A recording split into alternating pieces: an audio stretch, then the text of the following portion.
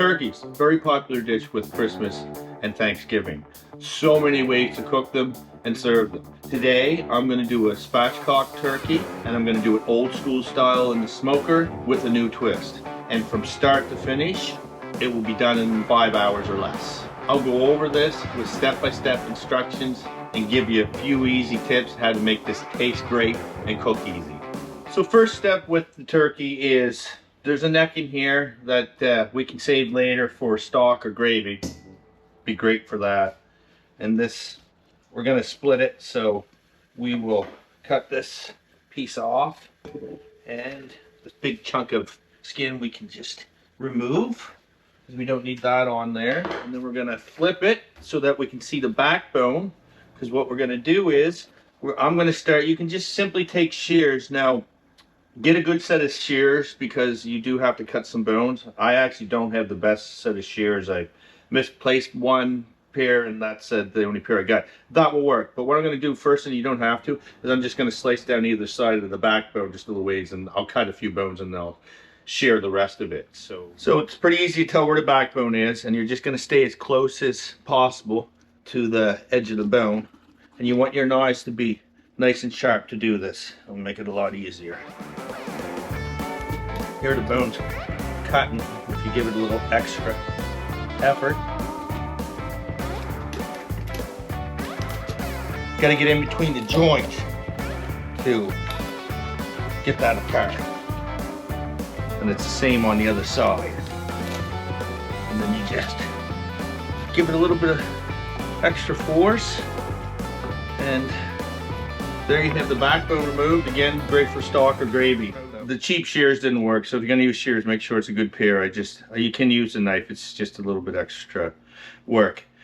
I'm going to take it a step further. I'm going to remove the ribs and the backbone, and it will just lay down and split easier, and then these bones will be out. The appearance will look a little bit better. And by doing all this, you really get a turkey that cooks more evenly. It's crispy, and the appearance is a lot nicer. I prefer it this way. So let's start by removing the ribs. And this is rather easy to do. You just get in behind them there. I'm just trying to show you as I do it. And then they'll just pretty much pull off.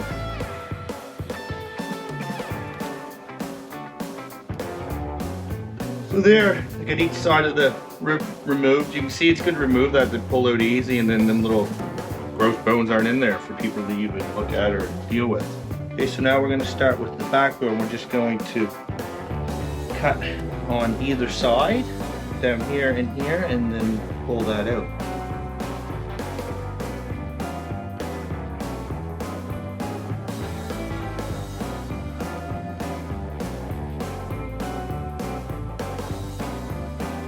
And then you gotta break it free up top here, a little twist. And there you go, got the backbone removed. That's nice to have out of there. Now we can clean up a few little spots there. Okay, so you can see it's gonna be really nice and easy to get all spices inside here. This is gonna crisp up. When they're not cut open like this, you know, they don't get crispy. I like them nice and crispy, and then we're going to cook them like that. It's going to churn out really good.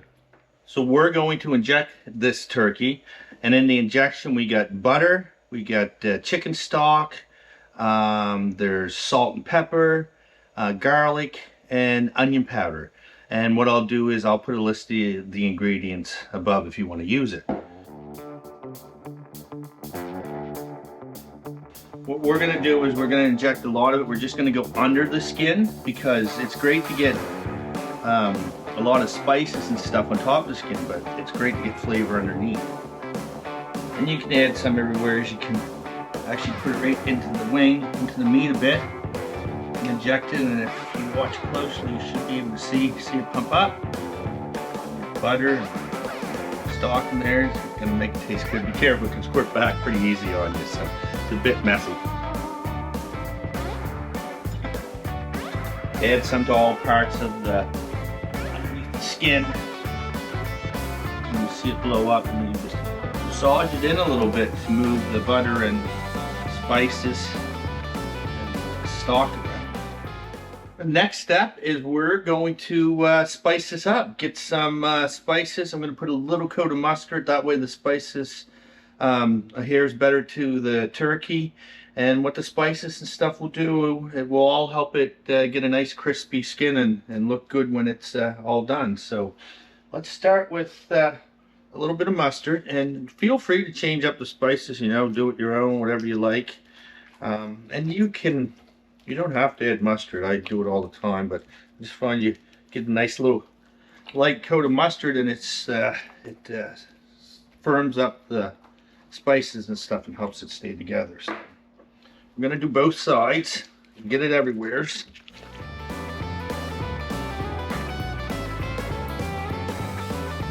So we're gonna start with salt, and what I'll do is I'll put a list of average amounts of what I use in the description and up above, but I don't measure it out. I just give it a good coating and visually put on what I want. So this is a bit of coarse salt that I'm putting on.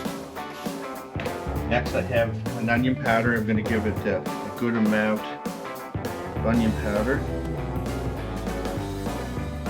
We're going to go with black pepper,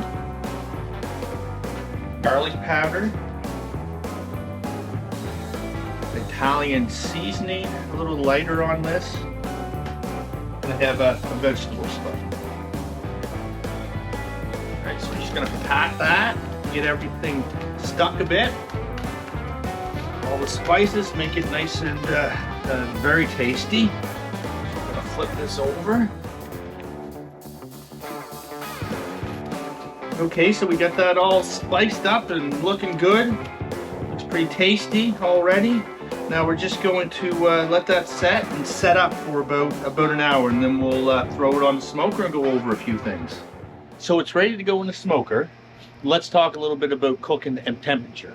So first, I got a meat thermometer. Now this is an expensive one that can tell you when it's up to temperature and stuff, but you can get these for as little as 20 bucks if you just poke in. I suggest everybody get one because it changes the way you cook. Because have you ever cooked a turkey? Cut it open, it doesn't so much happen with this, but it can, and there's still blood. You don't want to cook a turkey and have it underdone and make somebody sick. And the key to it is you can get this off the smoker or off your grill or the oven when it's at the perfect temperature, and that's the key to a juicy turkey, to juicy meat, to anything. So we're going to stick this up in the breast, there, like that. And what we're going to do is we're going to cook this on, or smoke this on 275. You can go as high as 300, but we're going to smoke it on 275. If you go a bit higher than the 300, you can start ending up pulling your skin back a little bit, which isn't all that bad. And we're going to cook this. This is a 12.5 pound turkey, and you're looking about 3 hours, maybe 3.5. Plus, what we're looking for an internal temperature is 165. That's ideal for the meat. It's ideal for white. Your dark meat, it's better to go to 180, 185. It will make it a little bit more tender. That being said, your breast is fairly thick, and when you do it this way, that helps the dark meat get done a little bit more, which is great because it turns out to be a great turkey and a great dish. And the last thing is there's a variety of pellets you can use to smoke. I'm using cherry wood today, so let's put this on the smoker, and then we'll be back and check it in about 2 hours, and I think I'm going to baste it a little bit with butter just to brown it up, but we'll see how it's going at that time. Just before I put it in the smoker, you don't have to do this, but I like taking the wing tips to make it look good cold and underneath.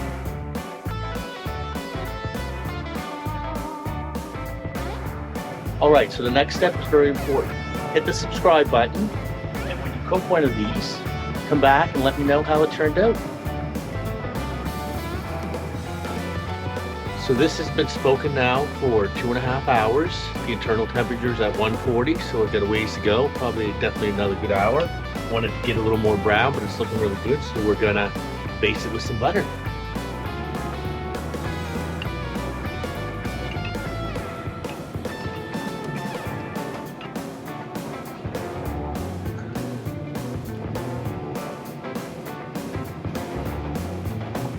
The meat thermometer is saying it's at 163, so when we take it off, we'll heat up a bit more, and it'll be like 165. It looks like the legs and a bit of the dark meat actually did get cooked a little bit more. I have one of these meat thermometers, which these are the ones that you can get. You can get them anywhere at a hardware store or whatever. You can even get them for 20 bucks. So I'm going to probe a few places to make sure that it's done and safe to take off. So that's 180, which is that's what we want. Press back here. Perfect. It's 162, 168. The wings are 190, so we're going to take this off. It's good to have something nice and big spatula to take it off. Look at that, looking really good. So we're gonna leave that cool down a little bit, and then we'll slice it up, see how juicy it is. So it's done, did a really nice job. It's cooled down for a little bit, the juice is pouring out of it.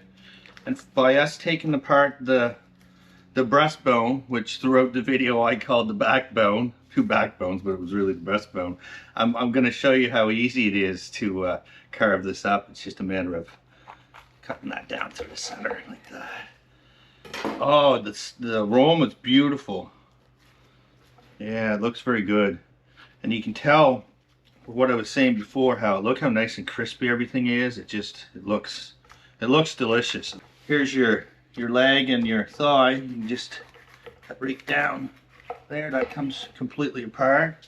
I want to give you a close-up of how it looks underneath the leg when it's cooked, when it's split open like that, because normally, you know, when you lift up the bird underneath, it's nice and crispy on top, but it's kind of gross on the bottom. It's just, you know, it doesn't crisp up. But when you do it this way, look, like that actually gets crispy, and it's pretty delicious. Like a piece of that. That is some good juicy turkey. A little bit of smoke flavor, spices through it. Give it a try and let me know how you make out.